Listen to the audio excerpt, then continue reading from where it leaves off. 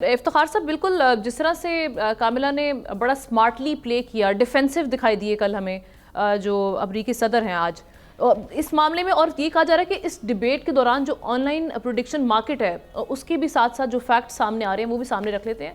Declining ہوئی ان کی victory 47% پر آ گئی 52 سے ٹرمپ صاحب کی، اور جو کیملا ہیرس ہیں ان کی 53% سے 55 اوپر کی جانب ہم نے دیکھا کہ فگر گیا۔ تو اس کا کتنا امپیکٹ پڑتا ہے اس طرح کے جو ڈیبیٹس ہیں، ریزلٹس جو آؤٹ کم ہیں وہ ہم کہہ سکتے ہیں کہ کہیں نہ کہیں اس کو یہ شو کر رہے ہوتے ہیں، اس کی عکاسی کر رہے ہوتے ہیں؟ نہیں، اس میں تو کوئی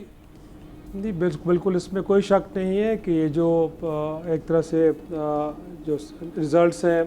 یہ پبلک اوپینین کو بڑا انفلوئنس کرتے ہیں، اور اس ڈیبیٹ کا بنیادی مقصد ہی یہی ہوتا ہے کہ لوگوں کو ایک موقع فراہم کیا جائے کہ جو پریزیڈنشل کینڈیڈیٹس ہیں ان کا ایجنڈا کیا ہے، ان کا ویژن کیا ہے، وہ امریکہ کے جو اندرونی اور بیرونی مسائل سے متعلق جو رائے ہے ان کی رائے کتنی لاجیکل ہے۔ تو میرے خیال میں یہی وجہ ہے کہ جو اس طرح کی ڈیبیٹ ہے ان کا اہتمام کیا جاتا ہے۔ اور کل پہلی ڈیبیٹ تھی، آپ کو پتہ ہے، پینسلوینیا میں، اور بڑی تیاری کے ساتھ کیملا ہیرس آئی تھیں، اور میرا خیال میں ان کو پتہ تھا کہ جس طرح انداز تکلم رہا ہے ڈونلڈ ٹرمپ صاحب کا، گویا کہ وہ اگریسو اپروچ کے ساتھ ہیڈ آن ہوتے ہیں، تو انہوں نے ان کو پہلے ہی ایک طرح سے بیک فٹ پہ ڈالا ہے۔ اور جو وہ سمجھتے تھے ٹرمپ صاحب کے ویک پوائنٹس ہیں ایک طرح سے ڈیموکریٹس کے، بالخصوص جو ایکسٹرنل فیکٹرز ہیں جس میں فلسطین کا ایشو ہے، یا پھر یوکرین کی وار ہے، یا جو افغانستان سے ودرال تھا، تو گویا کہ ہر معاملے پہ کیملا ہیرس نے کوئی اپولوجیٹک یا اس طرح کا کوئی پوزیشن نہیں لی، بلکہ ایک بڑے لاجیکل وے میں ان ساری چیزوں کو ایکسپلین کیا ہے۔ تو میرا خیال میں جو سمجھ رہے تھے ٹرمپ صاحب کے جو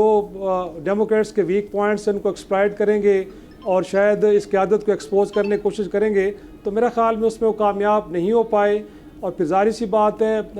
یہ امریکی تاریخ میں پہلی بار ہوا کہ جو رننگ پریزیڈنٹ ہیں ان کو ایک طرح سے اس ریس سے باہر کیا گیا، بائیڈن صاحب کو، اور نائب صدر کیملا ہیرس کو لایا گیا۔ تو میرا خیال میں وہاں کی ڈیموکریٹس کی قیادت بھی یہ سمجھ رہی تھی، اور وہاں کی اسٹیبلشمنٹ بھی سمجھ رہی تھی کہ ٹرمپ صاحب کے مقابلے میں ایک کوئی اسٹرانگ کینڈیڈیٹ آئے گا جس کی بہرحال پبلک میں فالوئنگ ہوگی۔ بہرحال تو وہ اس میں لگتا ہے کہ اب کافی حد تک کامیابی ہوئی ہے۔ اور آپ کو معلوم ہے کہ کیملا ہیرس کا بیک گراؤنڈ بھی وہ لائر ہیں، گویا کہ اوریٹر تو بہت اچھی ہیں، اور ساتھ میں ایک بھرپور تیاری کے ساتھ آپ آئیں اور ان ایریاز کو ایڈریس کریں کہ جہاں پہ ایک امپریشن جا رہا تھا کہ شاید وہ امیگرینٹس کا ایشو بھی ہے،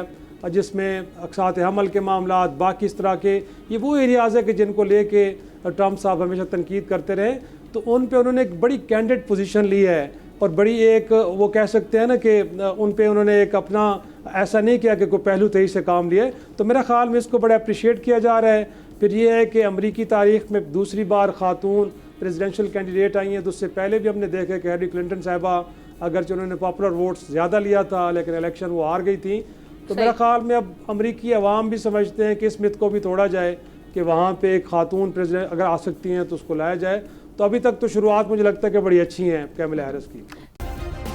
سبسکرائب کریں اور بیل دبائیں تاکہ کوئی خبر رہ نہ جائے۔